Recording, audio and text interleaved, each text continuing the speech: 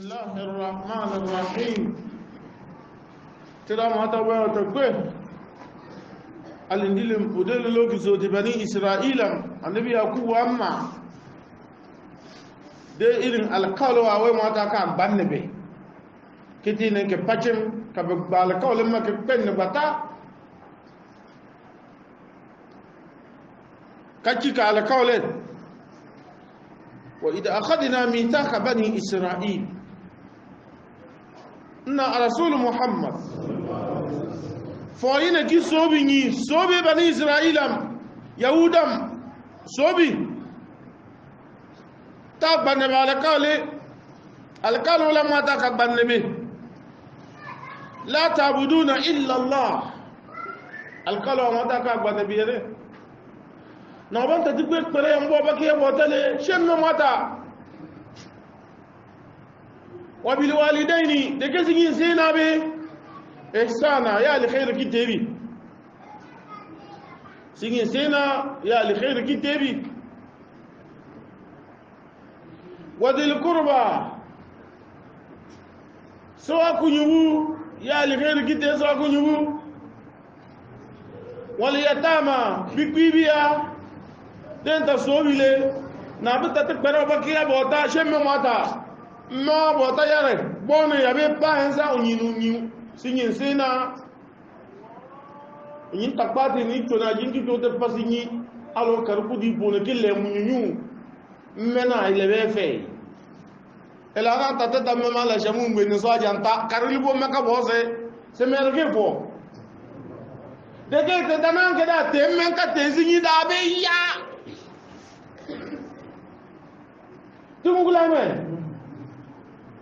وبالوالدين إحسانا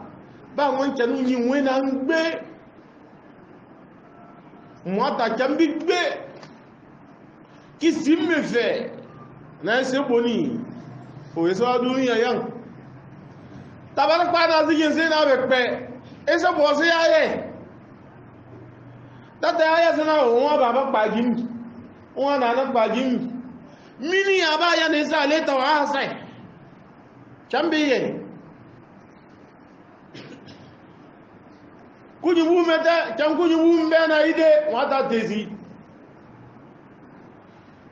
aba dile mini ke pagin kinyibi dide yelem ay da de keke bini de ke pagin bo ati nyibi di yelem e mo je de yelem baba de yelem bébé yelenga kempo nkiji wa pa de kebo azaka mo aji manja bibe de chabo age albi nyinti po wa be ya da de keje binyike kajile da danganya jimi abo binyike kajim wallahi de ketin yibiti yelen takasi bi fogi jekunyibu udelibo wonte kalibo we kaya o ma je kiji won be na sha la ru chene bon te da kana le wa man yuka shuha nafsi won be na sha wi pombi wa ba ina bukhul insambi mbira wa da ya pe gbete wa ba ina sha with the what nova keep moving mbo manja mwata kete da bombele de futi weekend to la ko tamena na plaza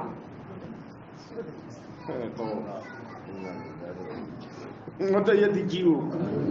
na chamani bibi wom ne badate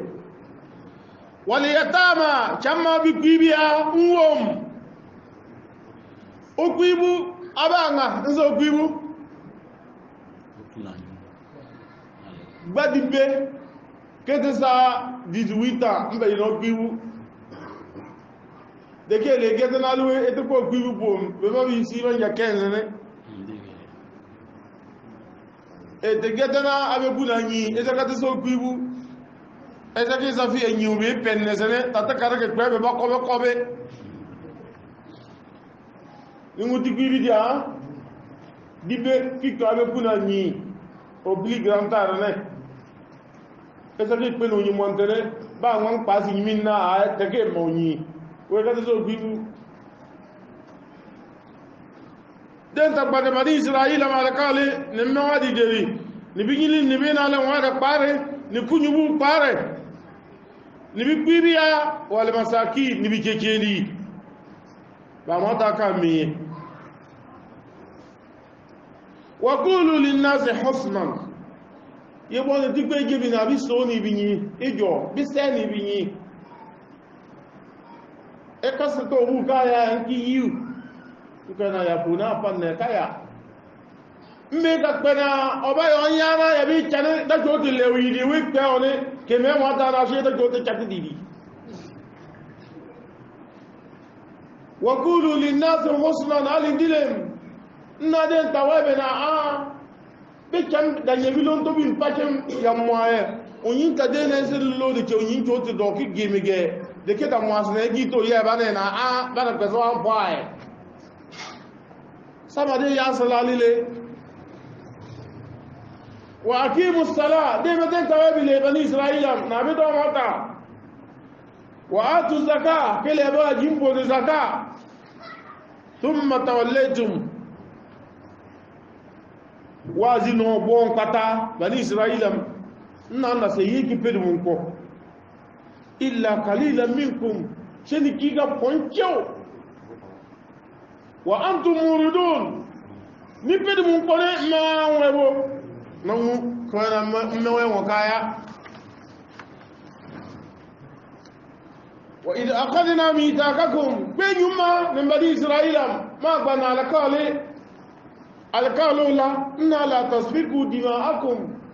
talebe ma ta me fe ni finani dikitawo don bani israila min fede ke karan ko na ngi pese da mo jana dile tibi kidige ne nebo shete ko be bi fina mete bi nogo bele ke ya mese ngi mo ngi da kare ma wa mena kama ta tsellete wala tukhrijuna anfusakum min diyarikum talebe mana ba di poni nzanale ta to de kakide feta bidina ne wada na sanne lawa den ka do poni ne to pata ka sele mane wana bi yen gbe bi ka be keze na sinyi nu onyi ka to pwe amaye ka no yi ka be bi onyi bu kan chie e we na wono e be pe di penji du kolo ade no kolo anyu kolo fitina ka bi fo poncho ya ka bi nyopero ki wo de se gari ki jogo di munyu da bi ponge na bi jogo ndajo da bi ponge na bi jogo ndajo so kira bi bar paliwo dembe kota ke fini pang bi ada jodile na bi ke pe ni nyimi se gemu rasul muhammad o wedi chede bana eli yada bena nunyi alkhairi mbi yada wesana o yepe na taki na ba ne da la fo yetti ta no nyima yepe na ma ta wa chongin dowo te da na wa kabaro ye na ne le yada bena nunyi ta do jojo ni chonge baga dam ki jeo o ban ta yafi ke ma te wi te da na ya maka chon ni chimbere de bo adi du banda de sedina ali luluye na e bari ya da bena no nyita da ogogo do abal fizo da ta da ne nda ya da ya no e ba ponchi o keles na otuti ba ta ya fei yen ko si du pori na de wani meten ki ya na nyeliwo nda sa de ye ko binyi be chiga binyi be bela chiga ba de ka na man khayyara akhahu muslim bi dhanbin lan yamut hatta ya'mala ina mekin be baden mo hata ki ya me ye da pe ya da yana ganni wi tuti ne baye ke pasi di bankala na be ya won falasa ande bi na po mota ake bi po se ye ko ya po ye o jama ta de ya de bere ne e ta bari ya de bere bata ki po ta di simbo ke ka ki po di de ke da pasi di pale dakpendeze unyika kaya nale itona kongwe nguki ki kupongi gong wala takunu kallati naqadat gazlaha min ba'di quwwatin ankatha na ta da sama de se ki takpenda ke kiki vina ki tote ngende bala tongi ka kiluntu jolote kiki vida pongi gong nki da sirin ki fudite mwe wala ndafi data mono se mono la no to mwe tila ngeli vina bipe fin bifiti iponi kanyini ke telibo para debo ande ba di sinde be kadele na onyiwa na nyini joye yada yana pe oban tabaru bayi ke to a memoire bon ala ke la no kayi ke wena na e kana e wena mo ata chiwe ande binna la yamut akwe bi po hatta ya mala e ye tako ko yo poyi nki si po e so oban bayi ke to si poyi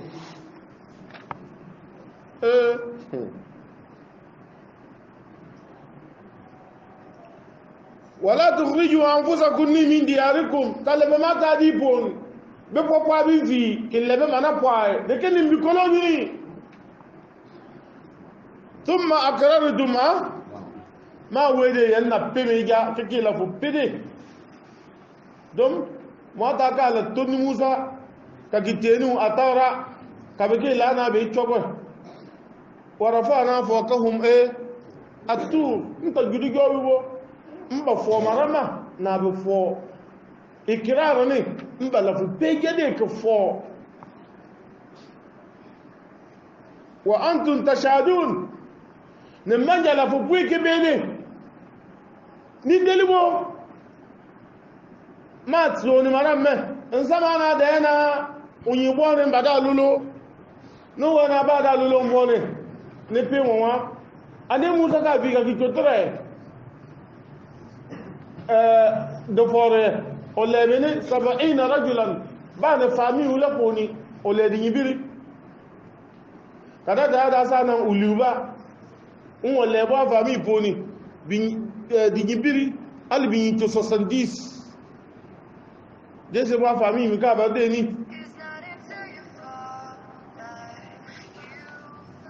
debo ثم اقررتني وأنتم تشهدون دكني دلبو لما جل دا شهد ده الله أكبر لما جل دا شهد ده نان لفو بدمون كو يا ما تكاوي ثم اعترفتم بذلك الميثاق وبوجوب المحافظة عليه وأنتم تشهدون على أنفسكم بلزومه لما جاكين نبا kelle sheda na ne bade na ke seda bakapta tengal bon da se di wa mata kanne e be na tamal batwa di inta ke baraba de ke da hukumu ji wa ko ata ya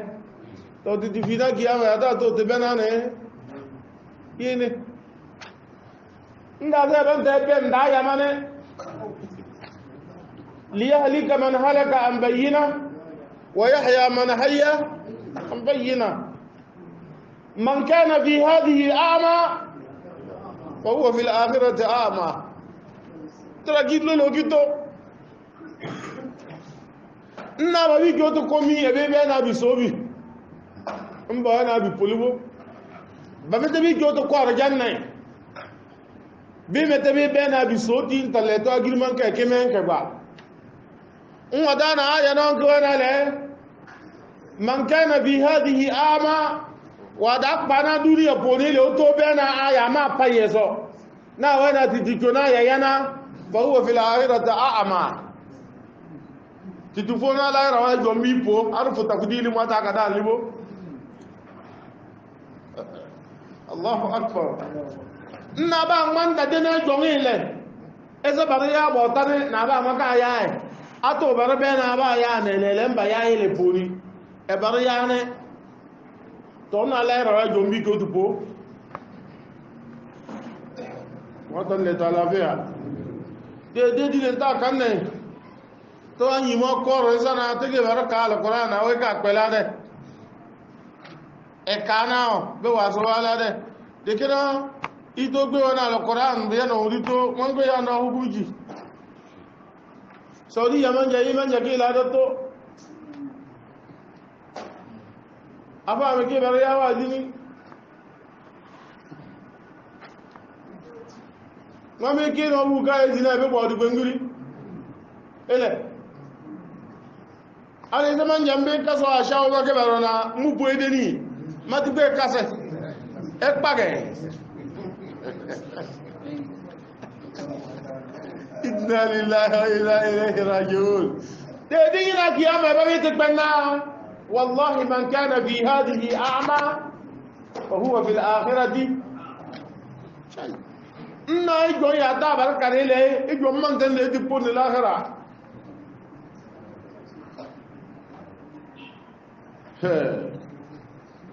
ثم أنتم هؤلاء تلانا أقبال صديل واوي بني إسرائيل يهودا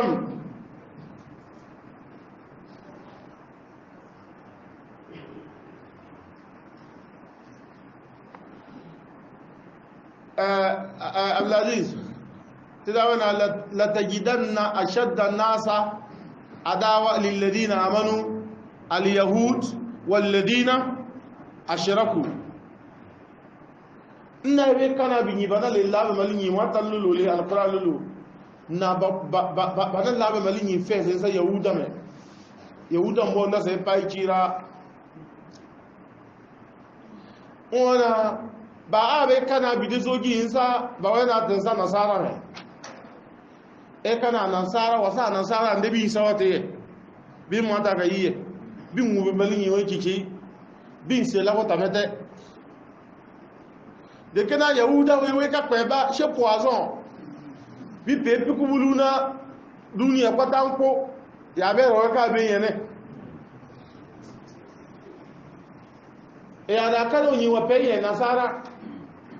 ba bi de ta bole ta ta ba be kiki yosi yahuda de le nasara ka de yahuda man te kana bi wente bi de pete e kana be wente bo de reze me se kaka deki de ka na sara bi wente pele ke jon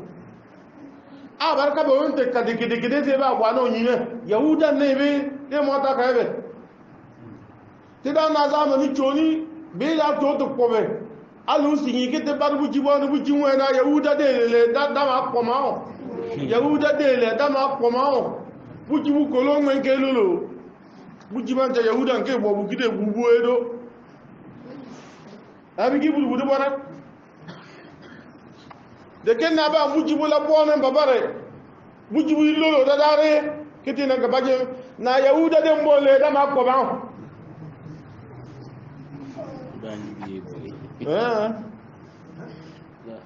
yebe yakadina ga baje mbese ba duniya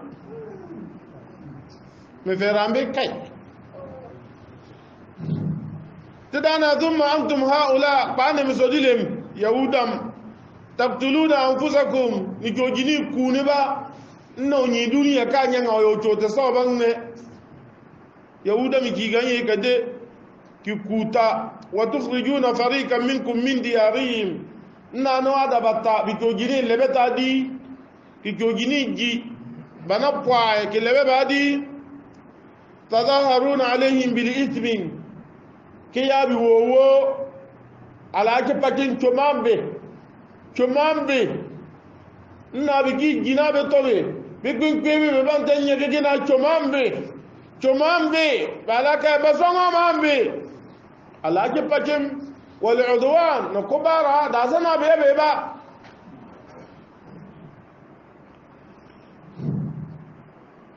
wa in yatukum musara tufaduhum wa huwa muharram alaykum ikhrajuhum الله أكبر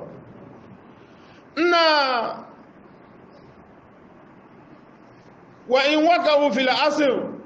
في أيدي حلفائهم دفعتم المال لتخلصه من العصر قلنا وتقاوي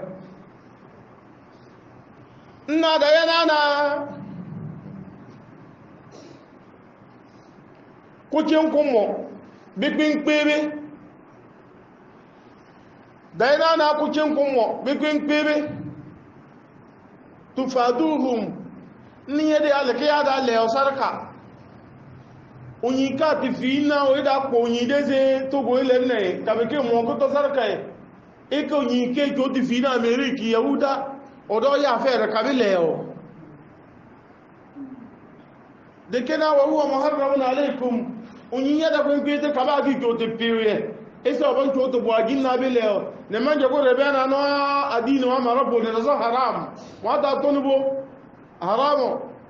de تمتوا الدين الإسلام بولي من دي تداونا ولا تركنوا إلى الذين ظلموا نكون عليه فتمسكم النار نبا وان بويلم يبارنا بي دوجي فين كفلين ويدي لدي نيسو بكنا جنبي دوجي فين نا بمي سوا يكون هذا زي سو ينكتليو تدانا داك بشا كمي بي جيزي كياما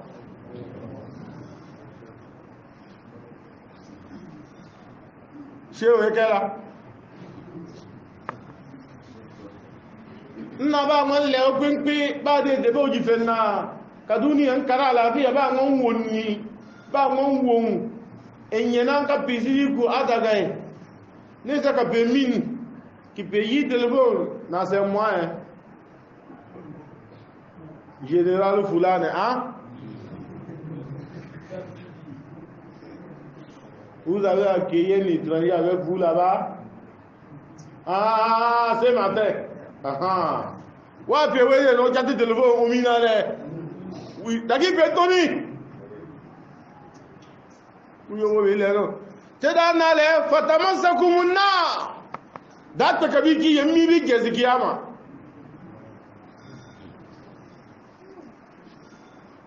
Nada, nada, be mo bi kimbe.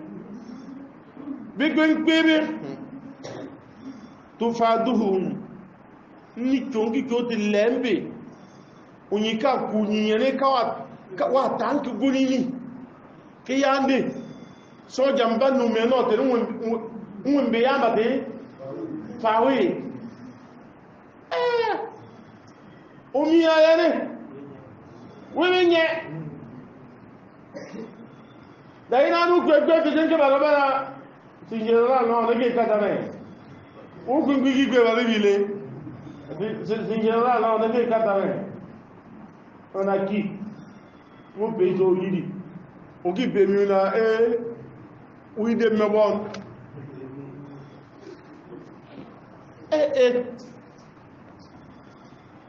هو محرم عليكم إخراجهم إن هذا حرام عن الأبي لمن جاء مربو نقول يدين أو كنكي بدمن أو كنكي يفن جمع بدو يفن كوكورا نوون دافع بدو يفن عليه بكو كوكورا نوون كيف بدو يمانتي دبو أفتؤمنون ببعض الكتاب يعني كاد ينزل ماتا وانوه وانا كانا مودنو عمل ندي كيا وتكفرون ببعض يتوبنا نوامل عند عد نوامل نيكي مو كفايه لا تسمع تلولو فما جزاء من يفعل ذلك منكم سيدانا دفرده دلان تو بن بدد ياي بويه تيجيرت إلا خزي في الحياة الدنيا تدانا داعي بواقو قرقوتا دين ويسيرين ميبوني بي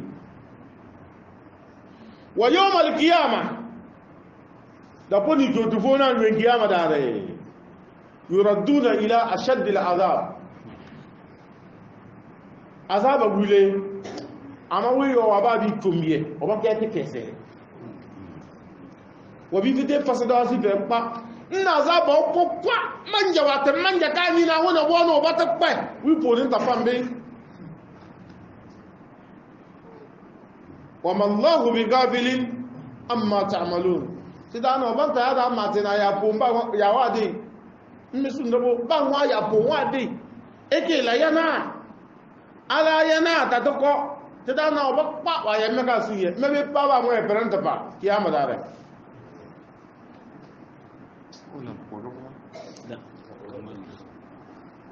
أولئك الذين شروا الحياة الدنيا بالآخرة tí dá gbé lòlò lè bàbá wọn gbé wọn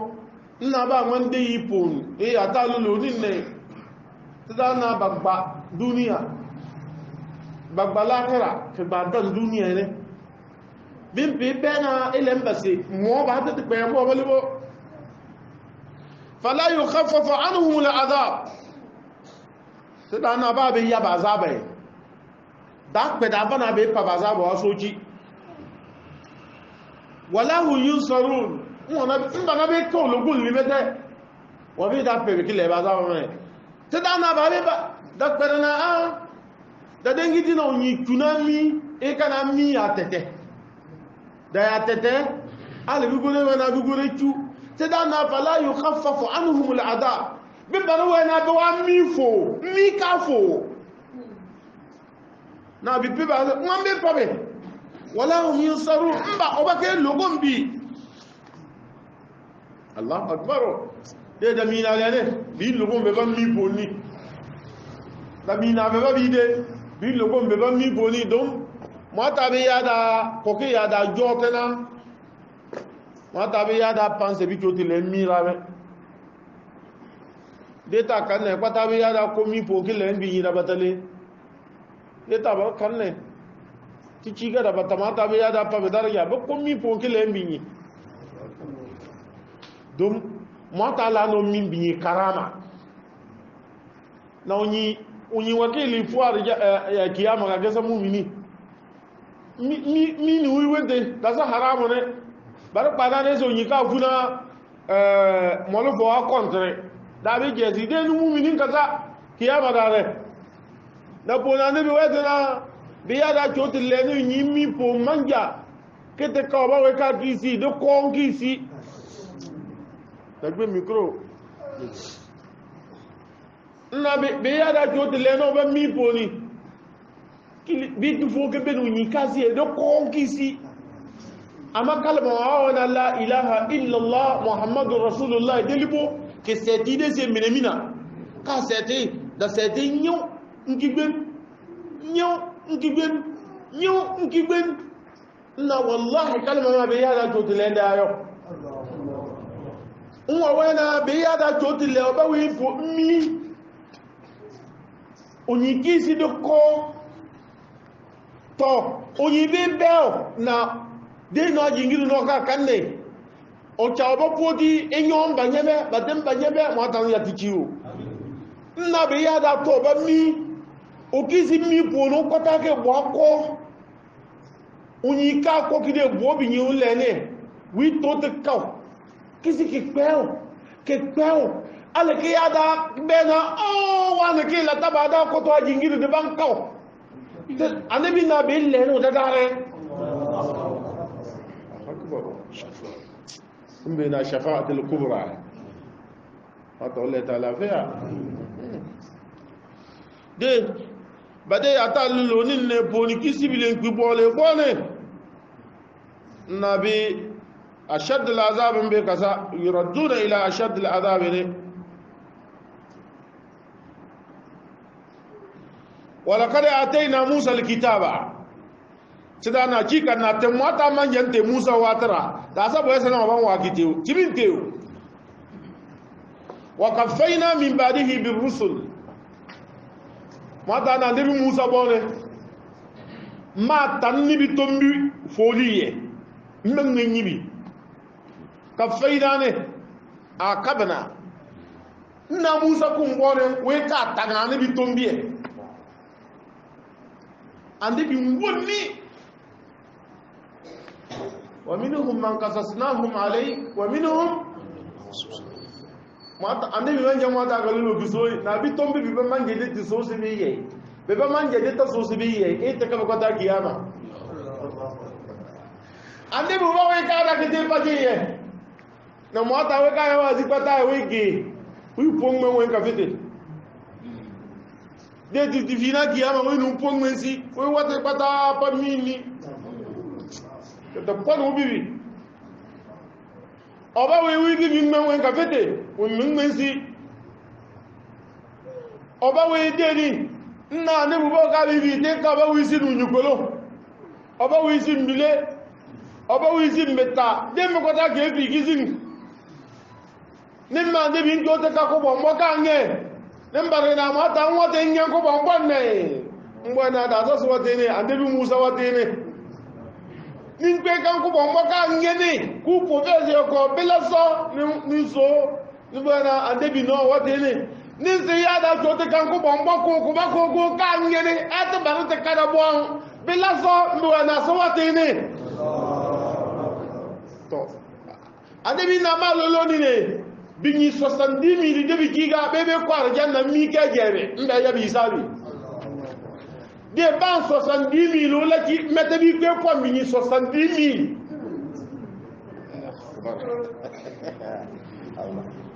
bini 70,000 bi podi babe ya bi sabi mbabe to bi mi de ban onyukolo la nte bi gba bi kele babe kewe 70,000 sipuli la mia maana akagiladris katapa wa fi dhalika yeka de shete loseta oh kasa hidi potalivo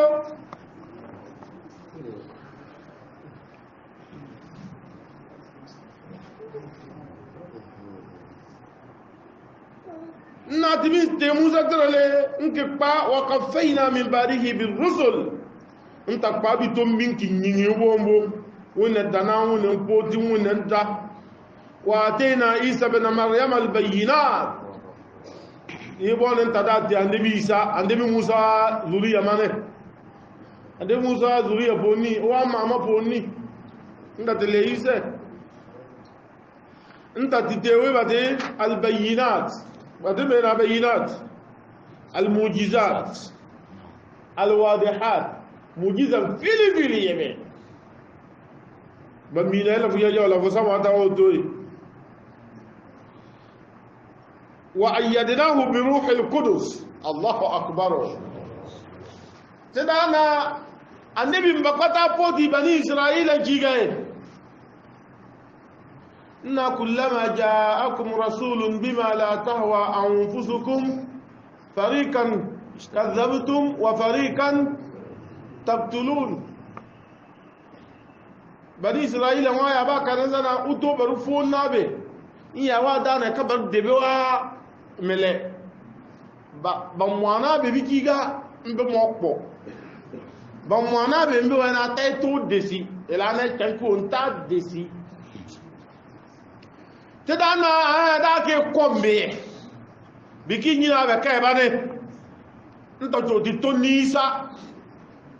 ngitenisa mujizam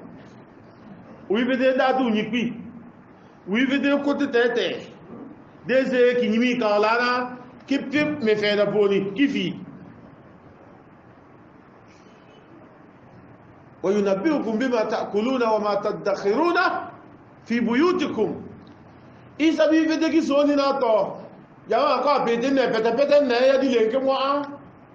ama mi di ka de ya je so de pete mbe ya de fete pen isa mi fete fo ni ko ra o de mebo na baro ti ye ga do poru po ye le ma je me bo pante na baro ti ye ga na de do poru pa le ma de na da ke ko mari israelam ande bi de kore ba ni na mo ko pa ke na samba fete ya de ma to di toni sawi yene matewi mujiza bepa wa ayyadnahu bi ruhil qudus ruhul qudus jibril mbaye nta se pwangewe ni jibril anabi isa wa ka ma wa karakete ne ga bagi ya ka fogo ewe kan ga wo pe kare mbidina ka ko ama ekpele ya jibril ka da anabi isa gwe da kwa rasul muhammad bin Jeda na nta si pewe mpwa ni Jibrilu. Wata bibide to isa wenyende na ote yeba. Isa pana na nunyi pana nuwe Jibrilu na apa nembege isa mbifuti so akufuga. Kuve kunu wipeti ya nitone ndeke da si isa gwe. Jeda na sana ojada si kepa. Dana egeo eka yebwa. Na isa we Jibrilu nta tonwe na ba man ya fenke we na obi je ogbetewo deni isa on kakarile ibo tina ka zo tina wa ma qataluhu wa ma salabu walakin shubbiha lahum tidana wa wana sana bi kuiza ope wa na ba kuwe wa ma salabu mba fawe qura walakin yazanzana le shubbiha lahum oban ba gwa nyebe oban ba fudi isa wa foto ke pa mba kuwe ginyina isa da isa bal rafa'ahu Allah ilayhi tida na mejo ni isa megbeni o ko ran kete pajum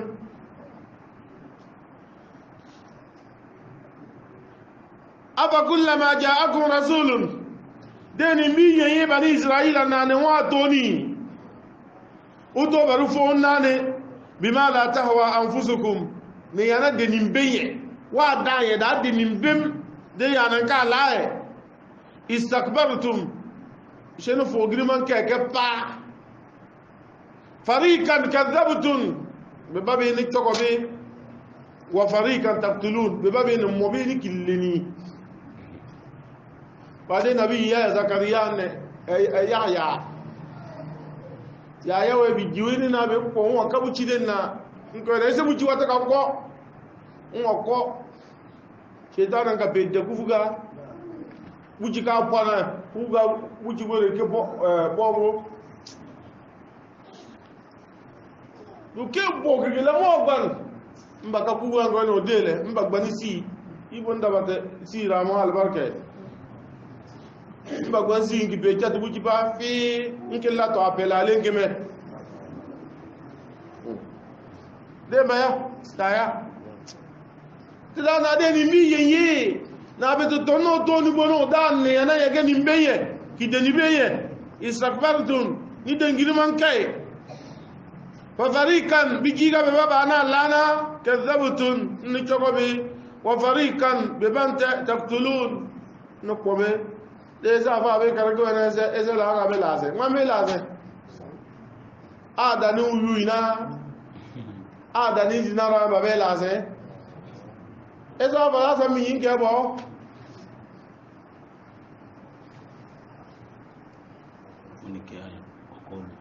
وقالوا nabi kwe wa mbo abi to minale bani israila wa mbo abi to minale kulubuna gulfu ya tan ka so ni sana le tin pengele nke pe shafe ya na da ye jamal won talulo ma tade kulubuna gulfun na tan wa pengele ke pe shafe denwo tada na bal wona me na bal intikaliya mo peten charebe na chande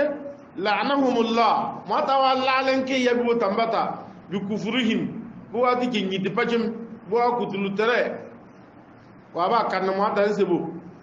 ma tawalla le kay bo tambata ma tawalla le ki hidayah no yibo tambata mete ba ko se nyi ke koto fa qalilan ma yu'minun na bo poncheo nsabe kile na fakalilan ma yuminun mana ma wembe nale takid likilla chiyo yana chiyo kigbe ti ya jasa be fete pasifa mbeda na mama ke to agaba pe to ba shadai to takid likilla ma osabile oba wide ka peshada wende ma o wa na فقليلا ما ملين دلوله na chiu la ru je nda sakwa na wembe ina de chiu ti dan da ma lulu ni bani israel be wa chiu nka me ma ta wete bi pe ni ke nyidi semina le mo ta do هذا وصلى الله وبارك على نبينا محمد وعلى آله وصحبه أجمعين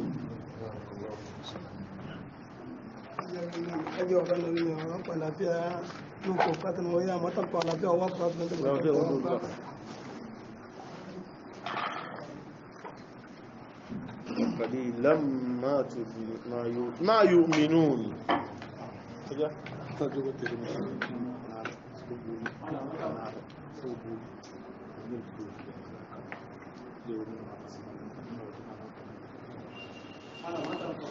نعم سوبول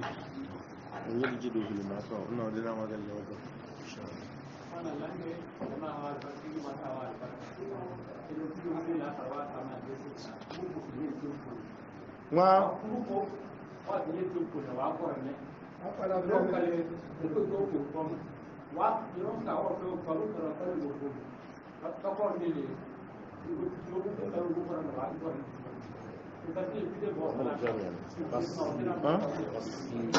مس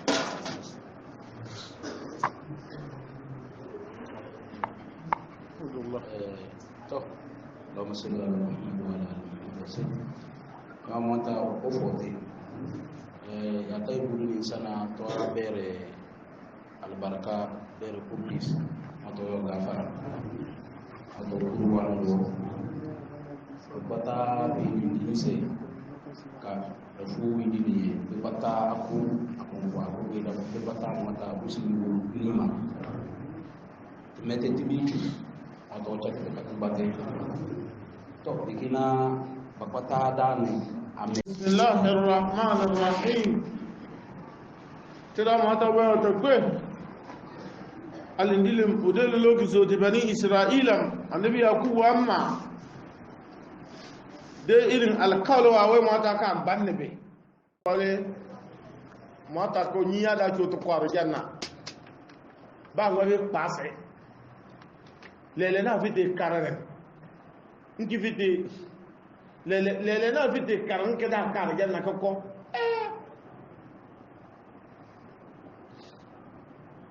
eka hadisi la se one ha hadisi salase nakshiruna suma nakra ha to ile habibu alquran tayo da bonte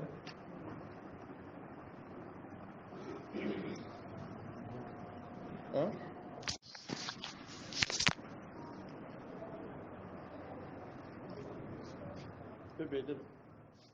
الله الرحمن الرحيم ترى ما تبغى تقول الإنجيل بدل لوك زود بني إسرائيل النبي يعقوب أما ده إلين الكالو أوي ما تكان بنبي كتير كبتشم كبالكالو لما كبين نبتا كتير كالكالو وإذا أخذنا ميثاق بني إسرائيل إن رسول محمد فإن كي صوبي بني إسرائيل يهودم صوبي تابن الكالي لما تكبن به لا تعبدون إلا الله الكالي لما تكبن به نعم تتبقى بلا ينبوى بكي يبوتالي شن ماتا وبالوالدين دكسي سينا بي إحسانا يا لخير كتابي سينا سينا يا لخير كتابي وذي القربى سواء كنيو يا لخير كتابي سواء كنيو واليتامى بكبيبيا denta sobile na bita te pero bakia bota shemme mata ma bota yare bone yabe pa ensa onyinu nyu sinyin sena yin takpati ni chona jingi to te pasinyi alo karbu di bone kille munyu mena ilebe fe ela na tata da mama la shamu ngbe ni so ajanta karili bo maka bose se merge bo deke te tanan ke da te menka te sinyi da be ya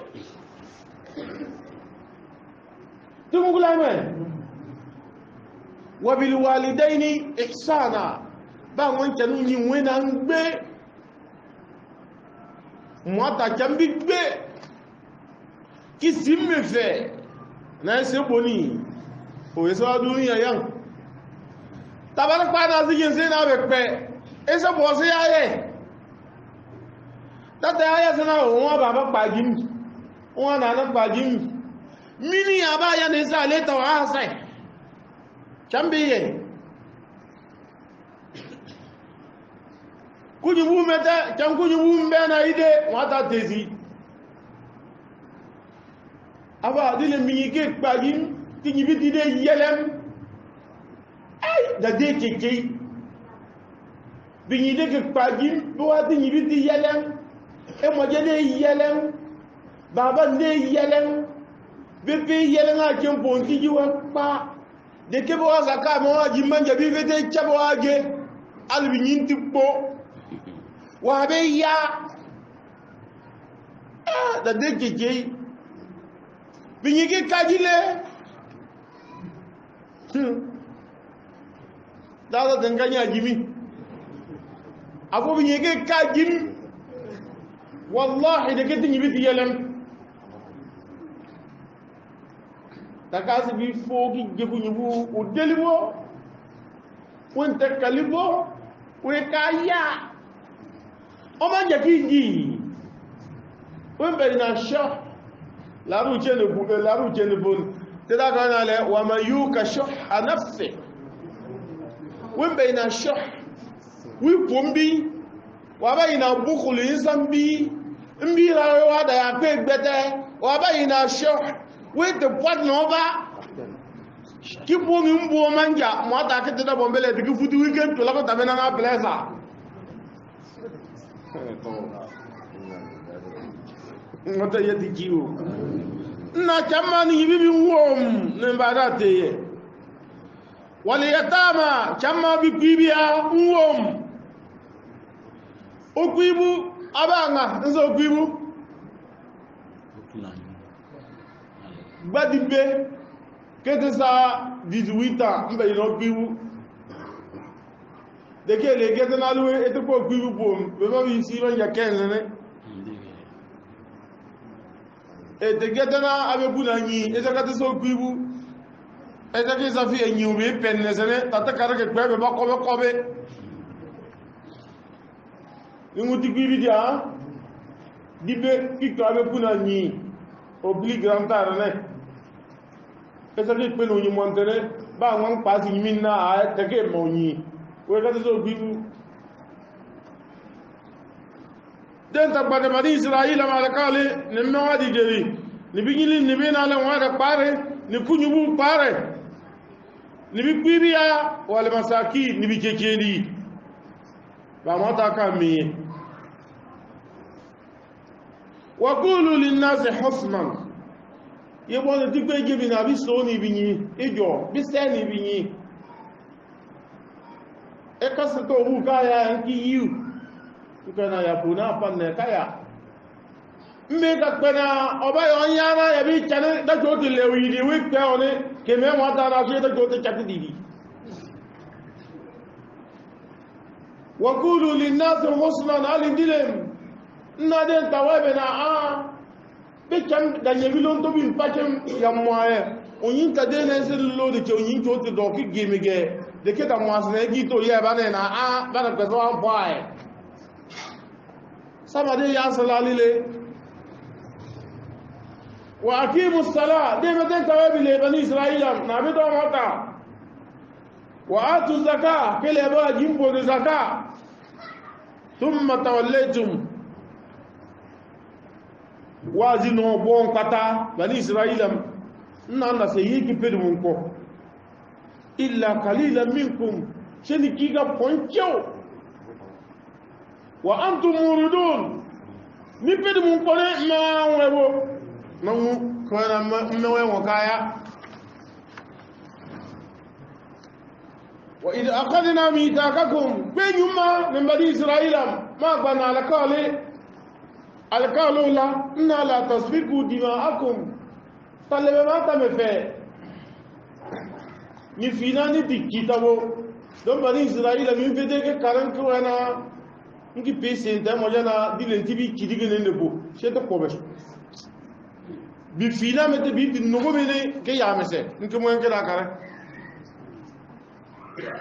ma wa mena chamma ta tsellete ولا تخرجون أنفسكم من دياركم talebe mana ba di poni nzana le tato de kakide peta bidina ne ngade na sanne lo wa de ka do poni ne to ko ta ka sele mane mana bi yen gbe bi ka be keze na sinyi nu unyi ka to pwe amaye ka no unyi ka be ye unyi bu kan chie e we na wono e be pe di gbe ji du kolo ade no kolo anyu kolo fitina ka bi fo poncho ya ka bi nyope o ki wo de se gari ki jogo ti munyu da bi ponge na bi jogo ndajo da bi ponge na bi jogo ndajo so jira bi bar paliwo dem be kota ke fini pang bi ada jotile na bi ki pe ni nyimi se gemu rasul muhammad o wedi chede bana ili yada bena nunyi alikhairi mbi yada wesana oyekpe nna taki nna ba ne da lafo yetti ta do nyima yekpe nna mata wa chongin dobo ti da na wa kabaro ye nna ne yada bena nunyi ta do jojo ni chonge baga dam ki jeo o ban ta yafi ke ma ti wi ti da na ya maka chon ni kimbiere debo hadithu banda de Sayyidina Ali nluluye na e bari ya da bena nunyi ta da ogogo do abar fizo na ta da ne nda ya da ya no e ba ponchi o keles na okuti ba ta ya fei yen kosi du pom na de wani metenki ya na nyellibo nda sa de e ko binyi be chiga binyi be bela chiga بعد كان من خير أخاه مسلم بذنب لن يموت حتى يعمله نمكن ببدن موتا كي يعمله دبي يدا ينا غني ويتوديني باي كي باسي بانك لا نبي يا وين فلاسا اند بي نام بو موتا اكبي بو شي يي كو يبوي او جما تادي يا de berne etabari ya de bere bata ki poti hadisi mbo ke ka ki poti de ke da pasi ripale da pendeze unyika ka na le etona ko nwe ngo ki pongi bung wala takunu kallati naqadat gazlaha min ba'di quwwatin ankatha na ta da sama de se ki pita kwenen ke ki vina ki to teng de bala tongi ka kiluntu jolote ki vida pongi gong nki da sirin ki futi teng wala ndafi data mono se mono la no to ngwe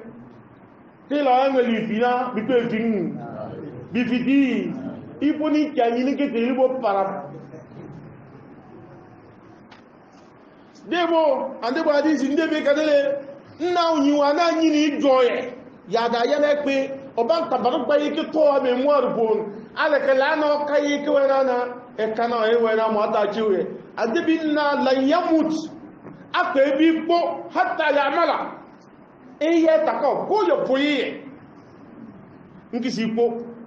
eso oban bayi ki to sipo ye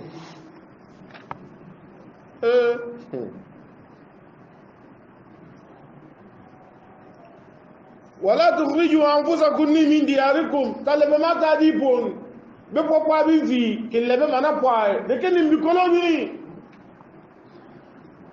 ثم أقررتم ما ويدي ينا بيميجا كيلا فو بيدي دوم ما تاكا لتوني موسى كاكيتينو أتارا كابكي لانا بيتشوكو ورفعنا فوقهم الطور انت جدي جوابو mba fo marama na be fo ikiraro ni mba la fu peje de ke fo wa antum tashadun ne manja la fu bui ke bene ni delimo matso ni marame nsama na de na unyibo ni mbada lulo no wana bada lulo mbone ni pe won ade musa ka bi ka ki totre دفور ولا من 70 رجلا بعد فامي ولا بوني ولا دي نبيري kada da da sana uluba un wala ba fami boni di ñibiri al bi to 70 de se ba famille mi ka ba de ni debo thumma akrartuni wa antum tashhadun de keni delbo ne ma jalle da shede de Allahu akbar ne ma jalle da shede de na ne la fu pedi mun ko ya mata ka we thumma ataraftum bidhalika almithaq wa biwujubi almuhafaza alayhi wa antum tashhaduna ala anfusikum biluzumi ne manja ke ne ba kelle sheda na ne bade na ke seda ba ka pate ngal bon da se de se di wa ngata kan ne e be na tamal ba to di inta ke baraba de ke da hukumu ji wa ko ata ya to di fida kiya ma ata to te bena ne yene nda ban te be nda ya mane ليهلك من هلك عن بينة ويحيى من حي عن بينة من كان في هذه أعمى فهو في الآخرة أعمى ترى جيت له كيتو نابا بي كيوتو كومي ابي انا بي صوبي امبا انا بي بوليبو بافيت بي كيوتو كوار جاناي بي متبي بينا بي صوتي انت لتو اجرمان كاكيمن كبا ودانا آية نونكونا له من كان في هذه أعمى وداك بانا دوني يبوني لأتو بينا آية ما بايزو نا وانا تتكونا يانا فهو في الآخرة أعمى تتفونا لا يروا جمبي بو عرفوا تقديل ما تاكدا لبو الله أكبر نابا من تدنا جمعي له إذا بريا بوتاني نابا مكا ياي ato bare be na ba ya ne le mba ya ile pori e bare ya ne to na le ra jombi ko tupo watan le tala be ya de di le ta kan ne to anyi mo ko ro sana te ke bare ka al qur'an na we ka pela de e kana o be wa so wala de ke na ito gbe wona al qur'an be no rito mon gbe ya na hukuji Saudi Yaman jaki la dato apa ameke bare ya wazini ngame ke no buka ezina be bodu benguri ele ale zaman jambe kaso ashawo ba ke barona mu bo edeni mati be kase e page inna lillahi wa inna ilayhi raji'un tedina kiyama babi tikbanna wallahi man kana fi hadhihi a'ma fa huwa fil akhirati inna ijo ya ta barkare le ijo man tan le di pon l'akhirah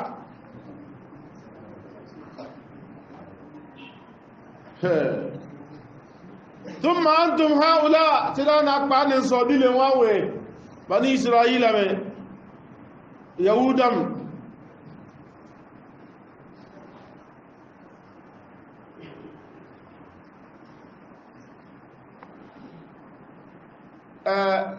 العزيز تدعونا لتجدن أشد الناس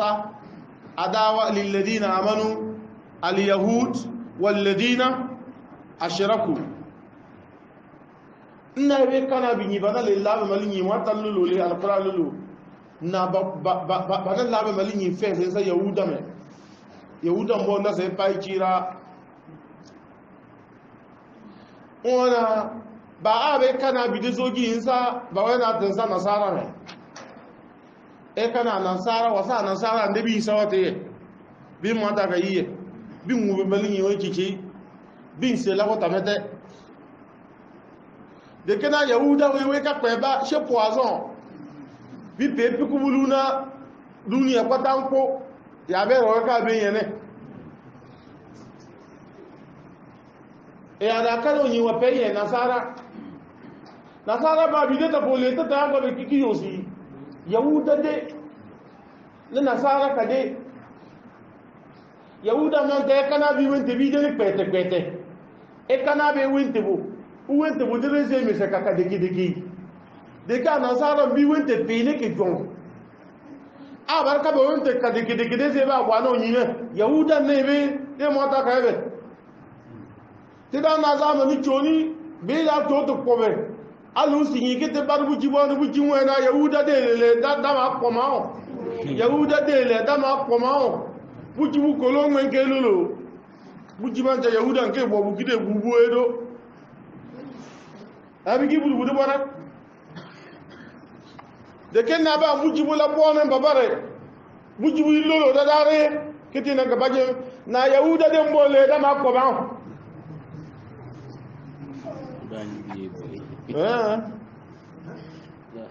yebe yakati na gabaje mbese gba dunia me ferambe kai تدانا ثم أنتم هؤلاء فأنا مسودلهم يهودم تقتلون أنفسكم نجوجيني كونبا إنه نيدوني يكان ينعو يوچو تصابن يهودم كيغاني كده كيكوتا وتخرجون فريقا منكم من ديارهم نانو هذا بطا بتوجيني لبتا دي كيجوجيني جي بنبوا كلبا دي تظاهرون عليهم بالإثم kí yá bí wòwó aláàkípàkín chomambe nna bí kí jìnà bí tọ́rẹ bí pínpín bí bá ń tẹ́yẹ gẹ́gẹ́ na chomambe aláàkà ẹbẹ́ sọ́nà mambe aláàkípàkín wọlé ọdúnwà na kó bá ra dásánà bí ẹbẹ̀ bá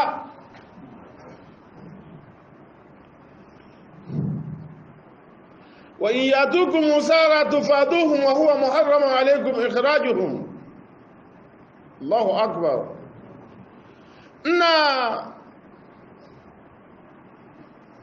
وإن وقعوا في العصر في أيدي حلفائهم دفعتم المال لتخلصه من العصر قلنا وتقاوي دينا kucin kunmo bikin kpebe daina na kucin kunmo bikin kpebe tufaduhum ni yede alkiya da le sarka onyi ka ti fi na o da po onyi deze to go ile ne ka be ke mo ko to sarka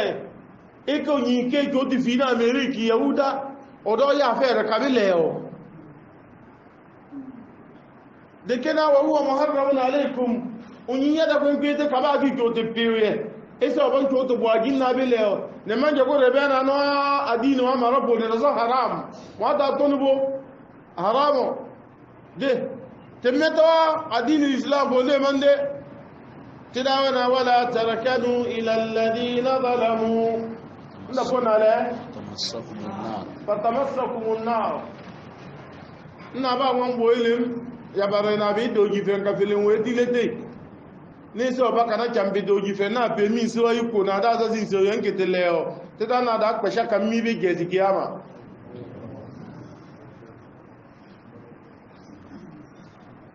she o ekela na ba mon le o pinpin ba de doji fe na kaduni an kara la bi ba ngon woni ba ngon won enyena ka pisi ku adagai ni saka pe min qui paye téléphone dans ces mois général Foulane hein vous avez accueilli un étranger avec vous là-bas ah c'est matin ah ouais puis ouais non j'ai téléphone au minare oui daki fait Tony oui on va aller là c'est dans l'air fatamassakumun nar data kabiki yammi bi gezi kiyama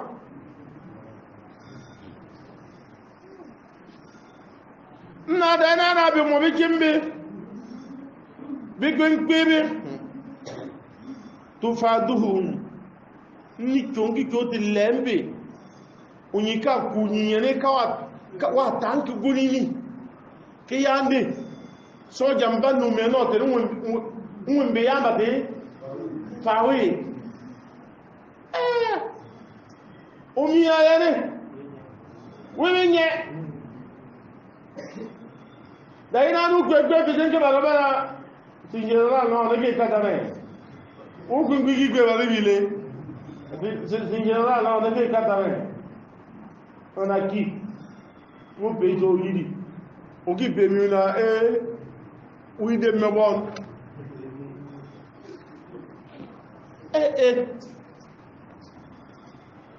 هو محرم عليكم إخراجهم إن هذا حرام عن الأبي لمن جاء مرة نقول يدي نوكين كي بدنا نوكين كي يفن جمع بدو يفن كوكورا نوون دافع بدو يفن عليه بكو كوكورا نوون كيف بدو يمانتي دبو أفتؤمنون ببعض الكتاب يعني كاد ينزل عمتا وانوه وانكا كانا مودنو عملون ندي كيا وتكفرون ببعض يتوبنا نوامل عند عد نوامل نيكي موكفه لا تسمع تلولو فما جزاء من يفعل ذلك منكم سيدانا دفرد دلم تو بن بدد ياي بويه تيكيغت إلا خزي في الحياة الدنيا تدانا داعي بواقو قرقوتا دين ويسيرين من بني بي ويوم القيامة دابوني جوتفونا من القيامة داري يردون إلى أشد العذاب عذاب أقولي أما ويو وابابي كمية وبكيتي كيسي وبيفتي فسداسي بمبا na ba kokwa manja wata manja kani na wona wono bata kwe wi ponin ta fambe wa mallahu bighafilin amma ta'malun sidana banta ya da matina ya pomba ya wadi mmisu ndabo banwa ya ponwadi eke la yana ala yana tatoko sidana obakpa wa ya meka suye mebe pa ba mo e peranta pa kiyama dare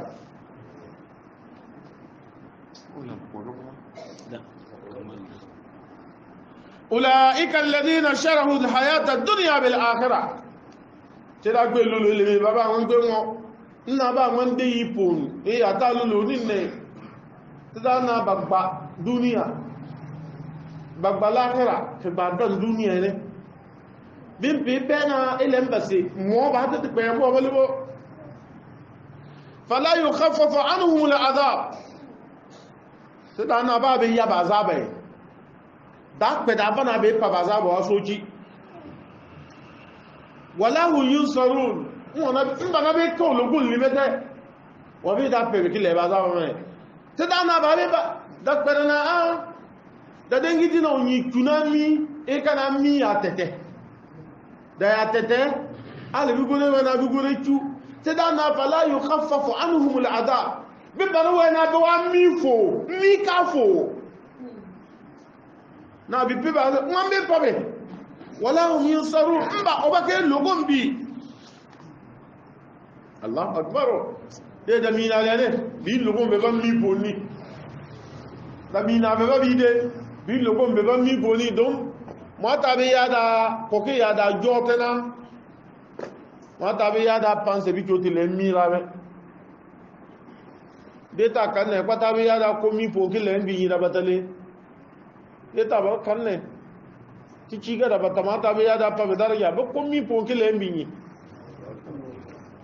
dum mata la no min bi karama na onyi wakili fuar ya kiyama ga gesa mu'mini mi ni wiwede da sa haramu ne bar pada ne so nyika funa molo fo a contre da be jesi de nu mu'minin kaza kiyama da re da bona ne be wede na be ya da choti le ni nyimi po manja kete ka ba we ka kisi do ko kisi da gbe micro na be ya da choti le no ba mi po ni bi tu fo ke benu ni kasi e do ko kisi ama kalma wa la ilaha illa allah muhammadur rasulullah delibo ke seti de se menemina ka seti da seti nyo ngigben nyu nkiben na wallahi kalma ma be yada to tilende ayo nwa wena be yada to tile oba we fo mi onyikisi de ko to onyibe bel na de no jingiru no ka kanne o cha oba podi enyo banyebe badem banyebe mo atan ya tichiu nna be yada to oba mi okisi mi po no kota ke bo ko unyika ko kide bo bi nyi ulene wi to te ka kisi ki peo ale ke yada bena o wa ne ke la tabada ko to jingiru de ban ka anabi na be le no dadare بين شفاعة الكبرى حتى الله تعالى فيها دي بدي أتعللو نين بوني كيسي بلين كبولي بوني نبي أشد العذاب بكسا يردون إلى أشد العذاب ولقد آتينا موسى الكتاب sidana kika na temwata manjante Musa watara da sabu yasa na ban wakiteu tibinteu wa kafaina min ba'dihi birusul mata na nabi Musa bone ma tanni bi tombi foliye men nyibi kafaina ne akabna na Musa kun bone we ka taga nabi tombi e ande bi wonni ومنهم من قصصناهم عليه ومنهم ما النبي من جماعه قالوا بسوي نبي تومبي بمن جدت تسوس بيه بمن جدت تسوس بيه ايه تكبر قطا قيامه النبي هو كذا كده بقيه نما تا وكا وازي قطا ويجي وي فون من وين كفته دي دي فينا قيامه وي نو فون من سي وي وات قطا بميني the point will be oba we give you men when kafete when men si oba we deni na ne bubo ka bi te ka ba we si nyukolo oba we si mbile oba we si mbeta de me ko ta ke bi gizin ne ma de bi ndo te ka ko bo mo ka nge ne mbare na ma ta nwa te nge ko bo bo ne ngwa na da so wote ne ande bi Musa wote ne nígbé kan kó bọ̀ mọ́ká ngéni kú pòfẹ́sì ọkọ̀ bílẹ́sọ́ ní so nígbà náà àdébì náà wọ́n ti ní ní sí yádá tó ti kan kó bọ̀ mọ́kó kó bá kó ká ngéni ẹ́tì bàtí ti kádà bọ́ ọ̀hún bílẹ́sọ́ nígbà náà sọ wọ́n ti ní tọ́ àdébì náà máa lọ lónìí ní bí ní sọ̀sàndínmì ní débi kíga bébé kọ́ àrùjẹ́ na mí kẹ́jẹ̀rẹ̀ ń bẹ̀ yẹ́ bí sáàbì des bancs 70 000 là qui mettez bien que quoi mini 70 000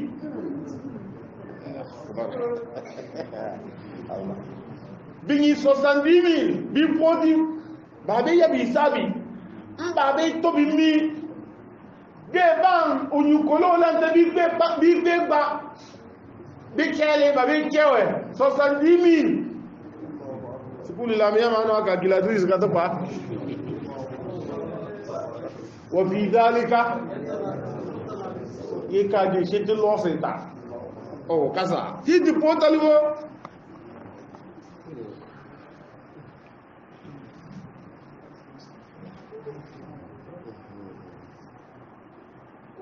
ناتمين تيموزا ترالي انك با وقفينا من بعده بالرسل انت با بيتم منك نيني وومبو وندنا ونبوتي وننتا واتينا عيسى بن مريم البينات يقول انت داتي النبي عيسى النبي موسى ذريه مانه النبي موسى ذريه بوني وما بوني انت تليسه انت تتوي بعدين البينات بعدين بين البينات المعجزات الواضحات معجزه فيلي يمين بمينا لا فيا ولا فسما تاوتوي وأيدناه بروح القدس الله أكبر تدانا النبي مبقتا فوتي بني إسرائيل جيغاي إن كلما جاءكم رسول بما لا تهوى أنفسكم فريقا كذبتم وفريقا تقتلون بني إسرائيل ما يبا كان زنا أتو برفون نابي إيا وادانا كبر دبوا ملء بموانا ببيكيغا مبموكبو بموانا بمبوانا تايتو دسي إلانا تنكو انتا دسي تدانا داكي كومبي biki nyina be kai bane nto to di to nisa ngite nisa mujiza uibede datu nyipi uibede ko tete deze kinyimi kalana kipip me fe da boni kifi وينبئكم بما تأكلون وما تدخرون في بيوتكم إيسا بيبede ki soni na to yawa kwa pete ne pete ne ya di lenke mo a ama mi di ka de ya jezo de bete mbe ya de de pen isa mi be de bonin ko ra o de me bon na bar ti ga do por po ye le ma ge me bo pante na bar ti ga na de do por pa le ma de na da ke ko bari israelam ande bin de pore ba ni na mo ko pa ke na samba fete ya de ma to di toni sawe yene mmatewi mujiza mbepa wa ayyadnahu bi ruhil qudus ruhul qudus jibril mbaye nta se pwangewe ni jibrilu anabi isa wan ka ma wa karakete ne ga bagi ya ka fogo ewe kanga wo pe kare mbikina ka ko ama ekpele ya jibrilu ka da anabi isa gwe da kwa rasul muhammad bin Jeda na nta si pewe mpwani Jibrilu wata bibide to isa wenye ne no te yeba isa pana na nu nyi pana no we Jibrilu na apa ne bege isa mbi futi so akufuga kufa kudu wipeti ya nditone ne keke da si isa gwe Jeda na sana oja da si ke pa dana ige o eka ye kwa na isa we Jibrilu nta tonwe na ba man ya fenke we na obi je gbeta deni za on kakarile ibo tina ka zo tina wa ma qataluhu wa ma salabu walakin shubbiha lahu tidana wa na sana bi kuiza ope wa na ba kuwe wa ma salabu mba fawe qura walakin ya san sana de shubbiha lahum obamba gwa nyebe obamba futi isa foto kepa mba kuigi nyina isa tada isa barrafahu Allah ilayhi seda na mejo ni isa megbeni o ko ranke te pajem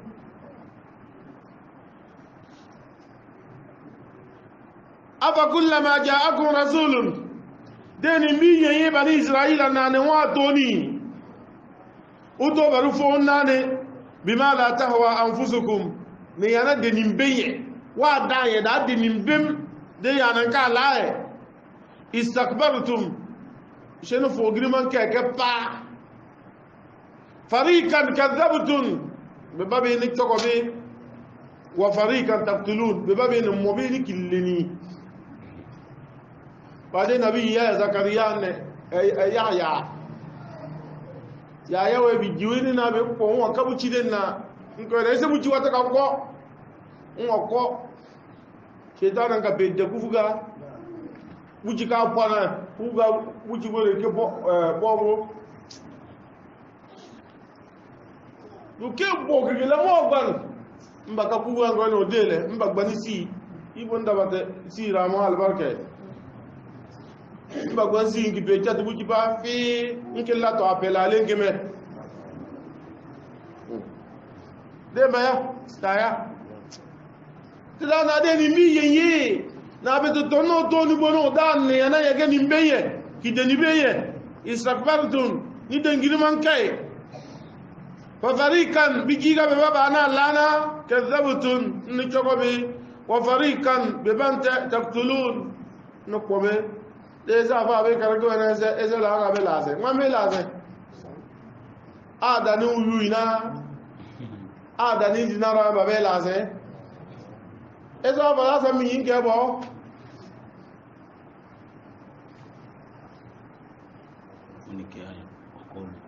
waqalu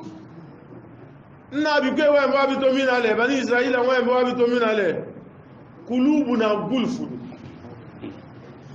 ya dan ka so ni sana le tin pengele ke pe shafe ya na da ye jamma ku talulu ma tadde kulubuna gulfun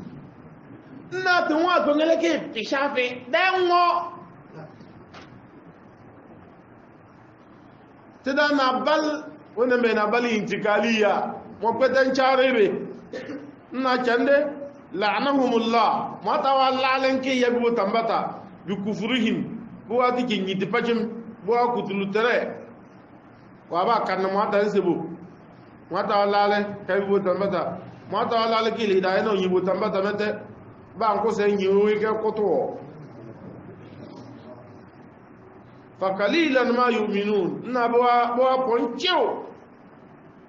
nsabe kile na fa qalilan ma yu'minun mana ma we menale takidil killa ciwo yana ciwo kigbe ti ya jasa be be de pasifa mbeda na mama ke to agaba ke to ba shadai to takidil killa ma osabile oba wi de ka peshada wena ma o wa na fa qalilan ma milendel wele na kiu la wi jenda sakwa na wembe ina de kiu ti dan na ma lulu ni bani israel be wa kiu nkam no mata wete bi pelu di kenyi di seminar لمن تدعى هذا وصلى الله وبارك على نبينا محمد وعلى آله وصحبه أجمعين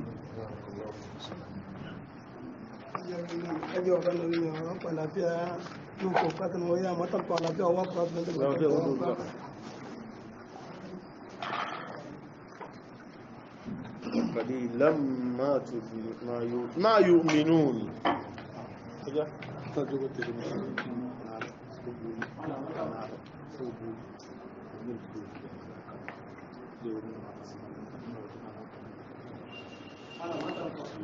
no so bul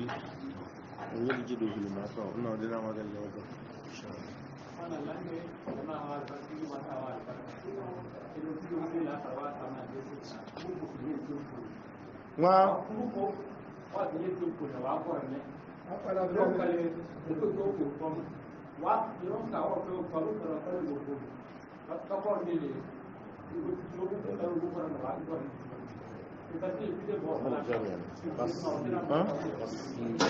مصر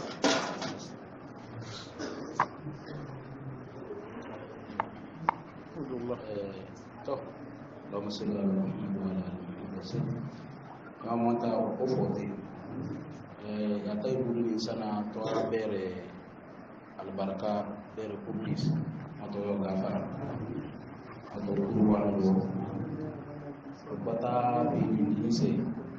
ka fu ini ni kata aku ida kata mata muslimu lima mete tibi atau cek dekat bate to dikina bakata dan amin bismillahirrahmanirrahim tira mata wa takwe